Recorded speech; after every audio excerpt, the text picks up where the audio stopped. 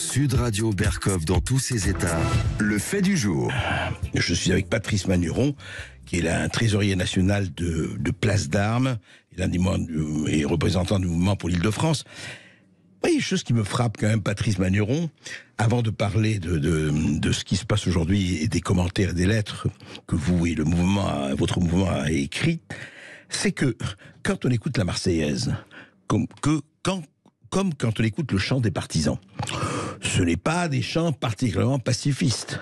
Ce ne sont pas des chants qui appellent à la concorde, aux petites fleurs, aux bougies et à tout cela. Mais on a l'impression aujourd'hui que il ne faut pas en parler. En tout cas, il ne faut pas répliquer. Et pourquoi je vous dis ça? Parce que j'ai lu là ce que vous avez dit, ce que vous avez parlé par rapport à ce qui s'est passé un peu partout ce week-end en France.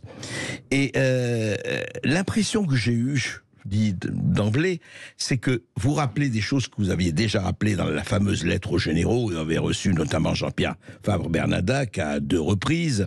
Voilà, on voit la démission des uns, la lâcheté des autres, le fait qu'effectivement il y a plusieurs France, 2 France ou 3 France.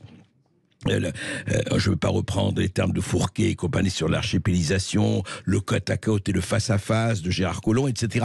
Et vous faites le même constat, mais l'impression que j'ai quand je vous ai lu là, c'est bien, vous dénoncez, mais on a l'impression, et vous représentez quand même, en tout cas un certain nombre de militaires, on ne va pas généraliser, et ça s'arrête là, et on a l'impression que concrètement, on a ça, voilà, il y a des émeutes, on réagit, ce n'est pas possible, ça ne peut pas continuer comme ça, la France est en danger de mort, et puis ça s'arrête là. Pourquoi vous n'allez pas, pardon, vous demandez ça comme ça, puisque vous êtes effectivement, pourquoi vous n'allez pas, quand je dis plus loin, avec, je ne sais pas, des mesures concrètes, des demandes de mesures concrètes?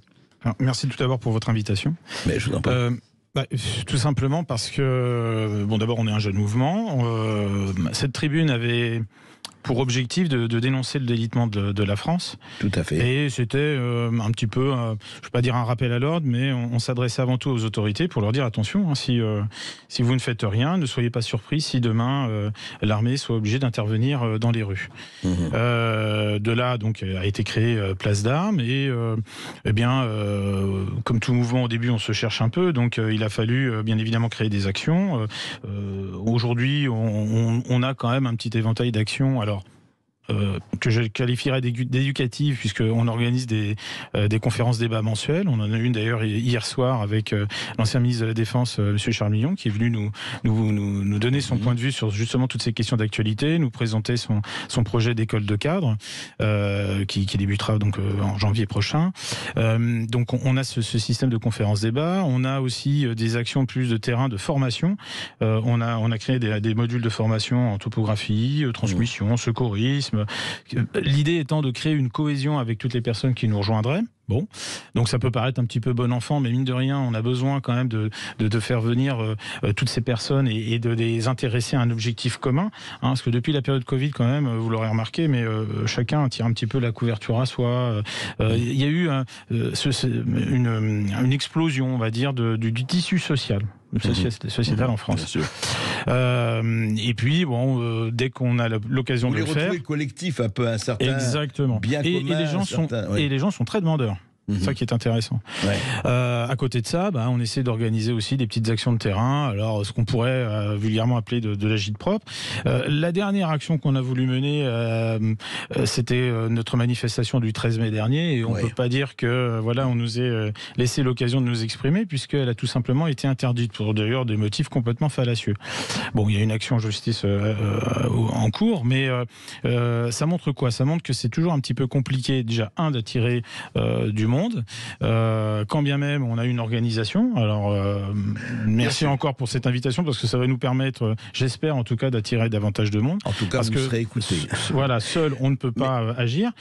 Et bien évidemment, l'idée, c'est d'aller plus loin, justement dans ces actions de terrain. Alors justement, Patrice Manuron, je voudrais, aux citoyens que vous êtes, aux citoyens français que vous êtes, l'homme que vous êtes, mais effectivement, Place d'Armes, ça veut bien dire que effectivement, il y a un certain nombre d'ailleurs de généraux, la fameuse lettre aux généraux, et puis beaucoup d'autres avaient signé. Quelle est à votre sens, il y a eu deux faits qui se sont passés. D'abord, je voudrais savoir comment vous réagissez, vous savez, par rapport à ce qu'il y a eu à Lorient, où un certain nombre de commandos de fusiliers marins, on a dit, ont aidé et sont allés vers les émeutiers, les ont non pas mis hors d'état d'honneur, mais les ont ramenés à la police. Et vous le savez, enfin vous avez vu, ils ont été non pas condamnés, mais enfin on les a rappelés à l'ordre et le reste suit. Oui. Donc, qu'est-ce qui se passe de ce point de vue-là? Je veux dire par là qu'il y a ça, et puis vous avez vu aussi la loi de programmation militaire, où je ne sais pas si vous avez suivi ça. Oui, tout à fait, ce sont deux choses différentes. Alors, le premier fait, à Lorient, qu'est-ce qui est choquant? Est-ce qu'il est choquant de voir tout simplement des citoyens s'interposer lorsqu'ils voient un délit ou un crime? Oui. Ou est-ce que tout simplement ce qui choque peut-être une partie de l'opinion publique, j'en sais rien, est-ce que c'est le fait que ce soit des militaires? Bon, déjà, alors ils étaient cagoulés, donc il y a une enquête en cours, hein, on verra comment les circonstances, etc. Mais en admettant que ce soit le cas, moi je pense que justement, on touche du doigt un vrai problème aujourd'hui dans notre société, c'est que on a trop laissé faire, on a trop détourné les yeux. Vous vous souvenez de la phrase de Jacques Chirac par rapport à la situation du climat, la maison brûle et nous regardons ailleurs. C'est la même chose pour tout ce qui est délinquance, pour tout ce qui est fait. Bon, je peux comprendre que y ait la peur. Effectivement, de s'interposer, de prendre un mauvais coup, etc. Mais dans les actes de tous les jours, ce que l'on constate, c'est avant tout l'égoïsme. Oui, mais alors justement, parce qu'on peut dire ça, mais vous savez, même pas chez les militaires, vous savez très bien qu'il y a eu récemment, il y a eu quelqu'un trois cambrioleurs sont entrés chez lui, deux ont fui, il a arrêté l'autre pour attendre la police, et il a été accusé de séquestrer le cambrioleur. Ouais. C'est-à-dire qu'il est poursuivi, je ne sais pas s'il va être condamné, mais au contraire, je rappelle ce que vous avez dit dans la première lettre, enfin les lettres des généraux, je dirais, vous avez dit, vous l'avez répété là, au fond, est-ce que beaucoup de gens n'attendent pas que l'armée intervienne? Si, bien sûr. À toutes les manifestations auxquelles j'ai participé, dès lors qu'on sort le drapeau, on a une grande banderole avec le drapeau et les gens sont enthousiastes, ils se prennent en photo et ils attendent effectivement que l'armée bouge. Mais ça marche pas comme ça.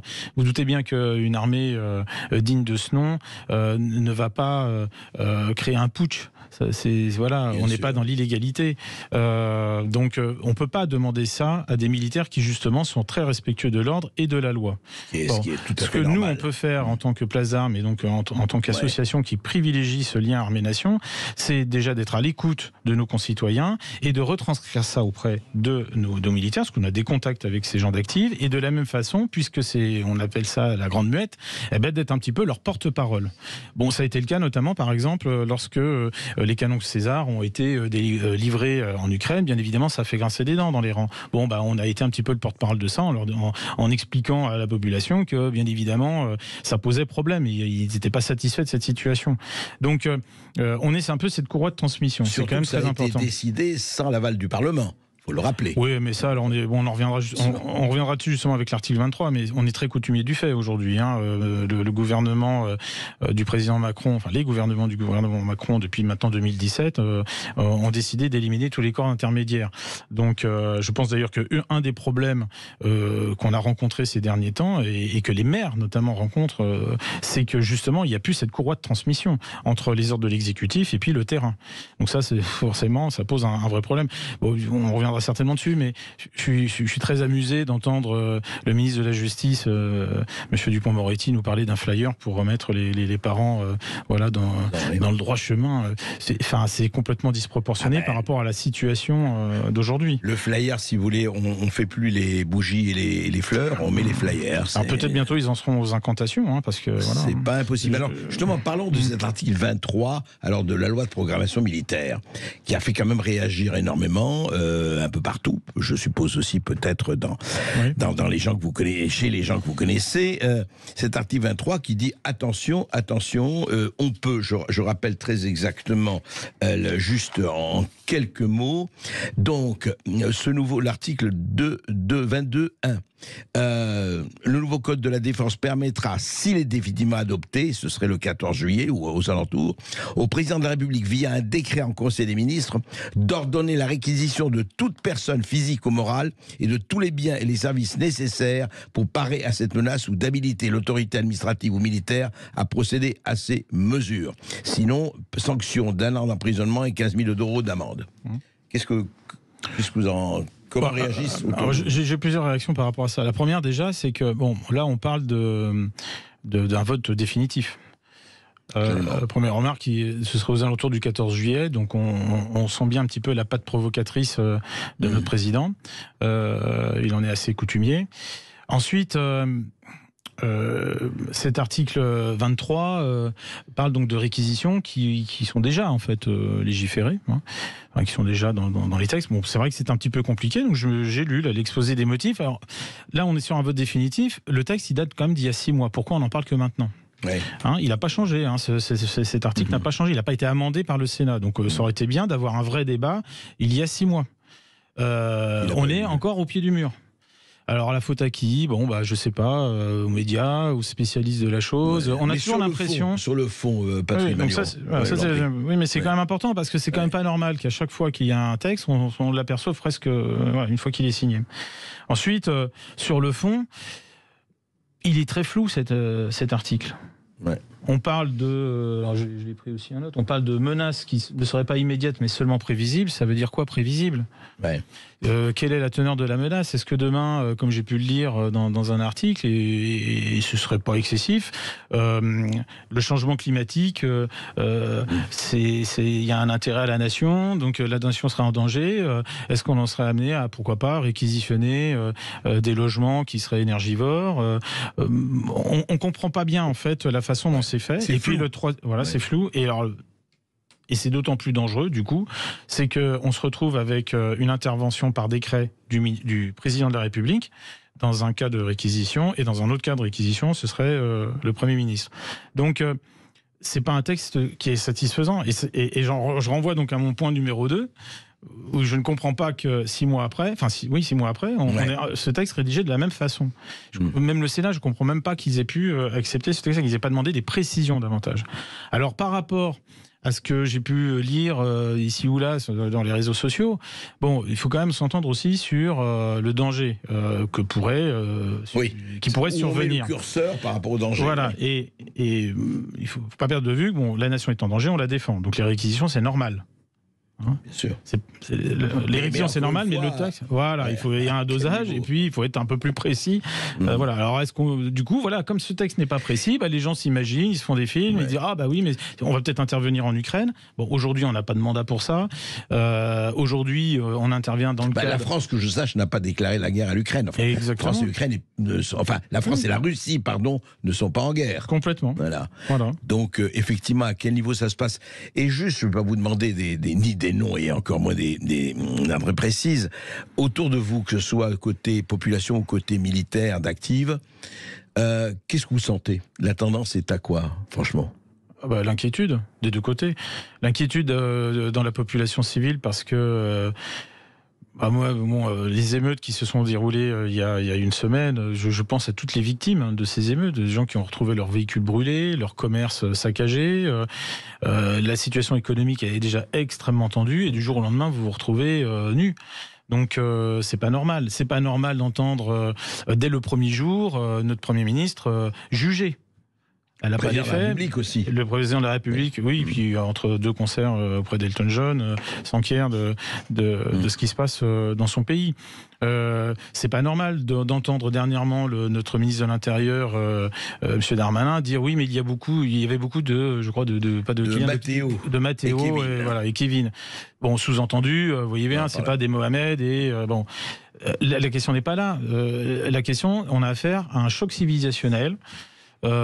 Matinée d'une délinquance juvénile, mais qui est extrêmement manipulée. Ça, on le sait. Des études ressortiront et elles existent déjà. Il y a les dealers, il y a les imams de l'autre côté. Donc, on a un vrai souci dans ces endroits-là. Et comme l'autorité, qu'elle soit judiciaire, l'autorité de l'État et donc aussi après l'autorité parentale, comme cette autorité ne s'exerce plus, ça devient dangereux pour des gens qui ont juste demandé à vivre dans ces endroits-là, c'est tout. Et dernière question, que pense une partie, en tout cas, de l'active ? que vous avez Elle est inquiète parce que si on commence à lui retirer des moyens pour intervenir, ça va être quand même très compliqué. Alors c'est vrai qu'il y a dans la loi de programmation militaire, il y a un budget qui a été voté donc de 400 milliards et qui est censé rattraper ce retard. Mais quand on regarde la façon dont son budget a été constitué, c'est un budget technique, c'est un budget où on va investir dans des drones, on va investir dans de la technologie. Aujourd'hui, on voit bien que ce qui manque dans ces endroits-là, c'est de la proximité. La nature a horreur du vide, donc quand il n'y a pas d'autorité, les gens vont la chercher ailleurs. Évidemment. Et ils sont allés la chercher malheureusement du mauvais côté. Donc on a un vrai sujet. Mais il ne faut plus le mettre sous le tapis, il faut l'affronter. Justement, c'est ce que vous êtes en train de faire, c'est ce que nous sommes en train de faire aussi. Écoutez, on suivra ça avec vous, Patrice Magneron. Merci de à vous. Place d'Armes. Merci à vous. Encore.